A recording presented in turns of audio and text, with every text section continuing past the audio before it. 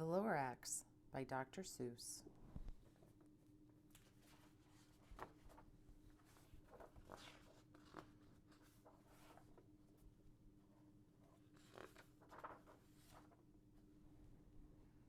At the far end of town where the grickle grass grows, and the wind smells slow and sour when it blows, and no birds ever sing excepting old crows, is the street of the lifted Lorax.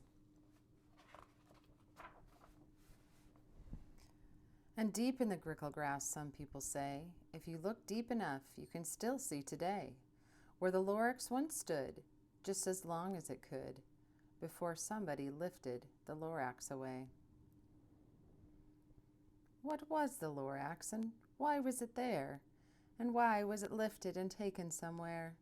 From the far end of town where the grickle grass grows? The Onceler still lives here. Ask him. He knows.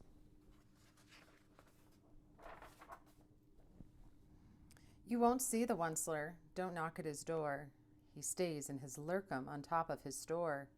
He lurks in his lurkum, cold under the roof, where he makes his own clothes out of myth-muffered moof. And on special dank midnights in August he peeks out of the shutters, and sometimes he speaks and tells how the Lorax was lifted away. He'll tell you, perhaps, if you're willing to pay.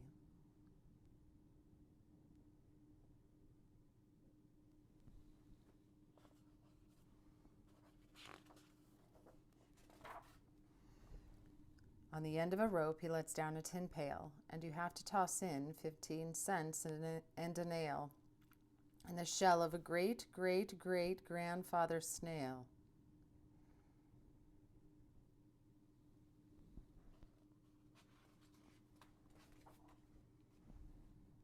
Then he pulls up the pail, makes a most careful count, to see if you've paid him the proper amount.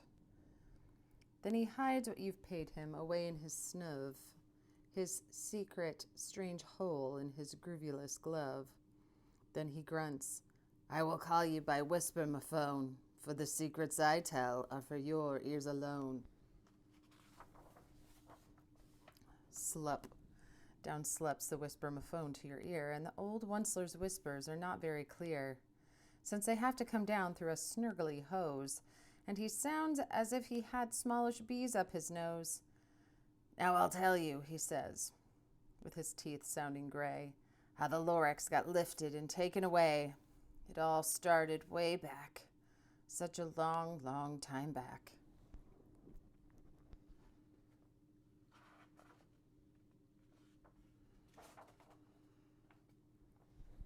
Way back in the days when the grass was still green, and the pond was still wet, and the clouds were still clean, and the song of the swans rang out in space.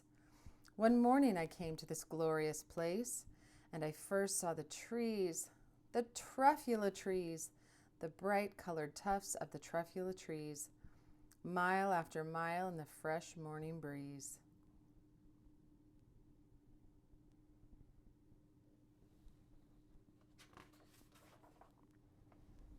And under the trees I saw brown barbaloots, frisking about in their barbaloot suits, as they played in the shade and ate truffula fruits.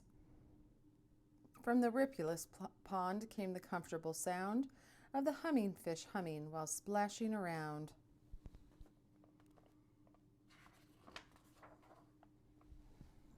But those trees, those truffula trees. All my life I'd been searching for trees such as these. The touch of their tufts was much softer than silk, and they had the sweet smell of fresh butterfly milk. I felt a great leaping of joy in my heart. I knew just what I'd do. I unloaded my cart. And in no time at all I had built a small shop. Then I chopped down a truffula tree with one chop. And with great skillful skill and with great speedy speed, I took the soft tuft and I knitted a thneed.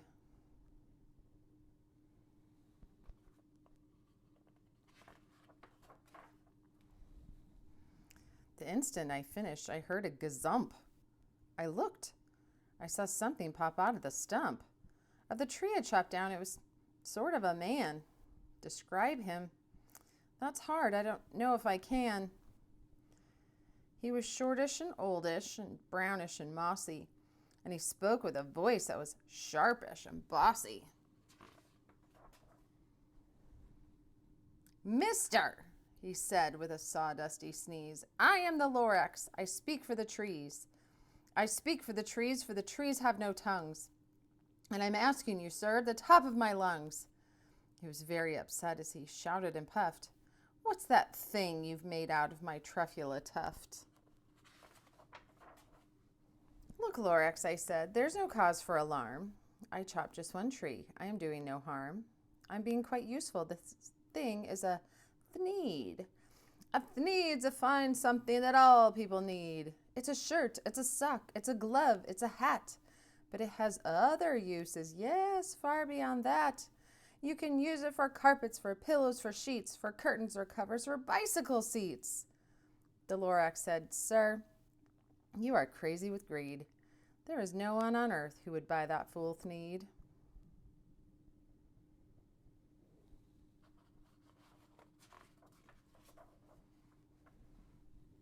But the very next minute, I proved he was wrong. For just at that minute, a chap came along, and he thought that the thneed that I knitted was great. He happily bought it for $3.98. I laughed at the Lorax. You poor stupid guy. You never can tell what some people will buy.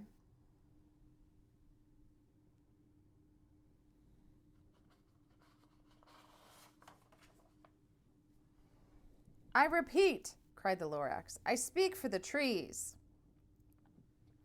I'm busy, I told him. Shut up, if you please. I rushed across the room and in no time at all built a radiophone. I put in a quick call. I called all my brothers and uncles and aunts and I said, listen here. Here's a wonderful chance for the whole Onceler family to get mighty rich. Get over here fast.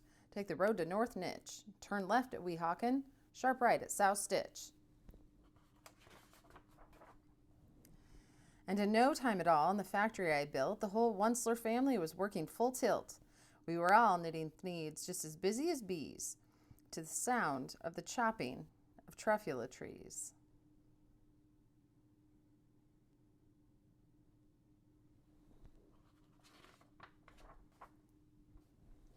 Then, oh baby, oh, how my business did grow.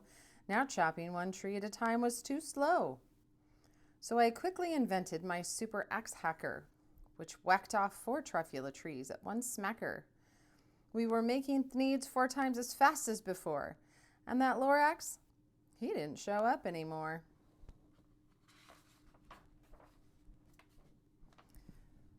But the next week he knocked on my new office door. He snapped, I am the Lorax who speak for the trees, which you seem to be chopping as fast as you please. But I'm also in charge of the brown barbaloots, who played in the shade in their barbaloot suits and happily lived eating truffula fruits. Now, thanks to your hacking my trees to the ground, there's not enough truffula fruit to go round, and my poor barbaloots are all getting the crummies because they have gas and no food in their tummies. They left living here, but I can't let them stay. They'll have to find food, and I hope that they may. Good luck, boys, he cried, and he sent them away. I, the Onceler, felt sad as I watched them all go, but business is business, and business must grow, regardless of crummies and tummies, you know.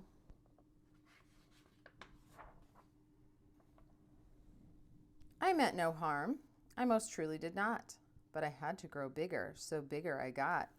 I biggered my factory, I biggered my roads. I biggered my wagons, I biggered the loads of thneeds I shipped out. I was shipping them forth to the south, to the east, to the west, to the north. I went right on biggering, selling more thneeds. And I biggered my money, which everyone needs. Then again he came back. I was fixing some pipes. That old nuisance Lorax came back with more gripes. I am Lorax, he coughed and he whiffed. He sneezed and he snuffled, he snargled, he sniffed. Onceler, he cried with a crufulous croak. Onceler, you're making such smogulous smoke. My poor Swanee swans, why, they can't sing a note.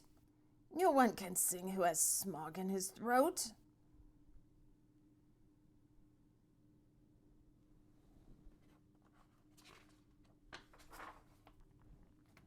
And so, said the Lorax, please pardon my cough. They cannot live here, so I'm sending them off. Where will they go? I don't hopefully know.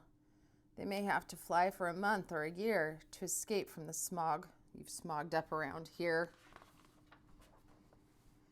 What's more, snapped the Lorax, his dander was up, let me say a few words about gluppity-glup.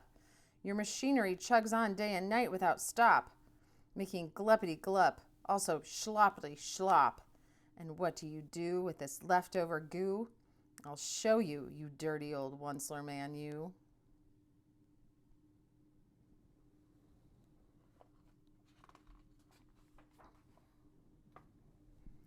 You're glumping the pond where the humming fish hummed. No more can they hum, for their gills are all gummed. So I'm sending them off. Oh, their future is dreary. They'll walk on their fins and get woefully weary in search of some water that isn't so smeary.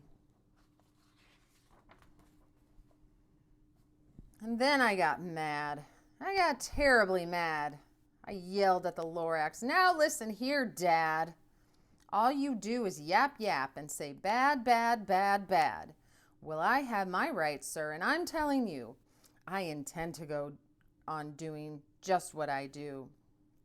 And for your information, you Lorax, I'm figuring on biggering and biggering and biggering and biggering, turning more truffula trees into needs, which everyone needs.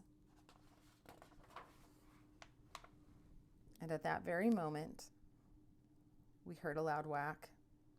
From outside in the fields came a sickening smack of an axe on a tree, and we heard the tree fall. The very last truffula tree of them all.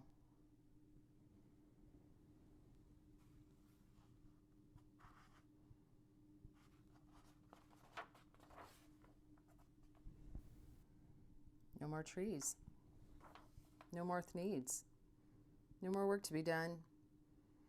So in no time, my uncles and aunts, every one, all waved me goodbye.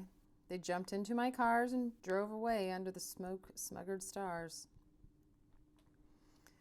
Now all that was left, 'neath the bad-smelling sky, was my big empty factory, the Lorax and I.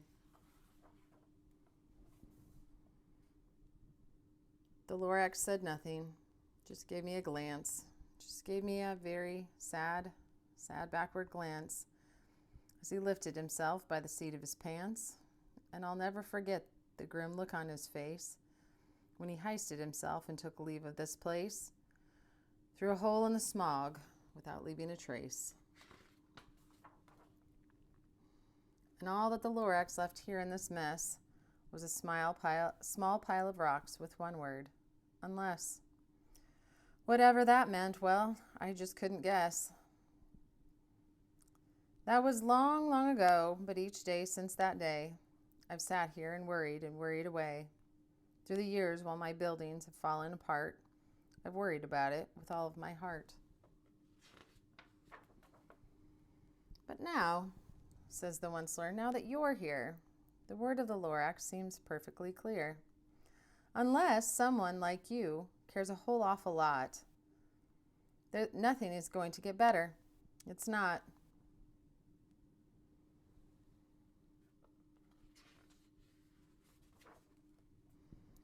So, catch, calls the Onceler. He lets something fall. It's a truffula seed. It's the last one of all. You're in charge of the last of the truffula seeds. And truffula trees are what everyone needs. Plant a new truffula, treat it with care. Give it clean water and feed it fresh air. Grow a forest. Protect it from axes that hack. Then the Lorax and all of his friends may come back. The end.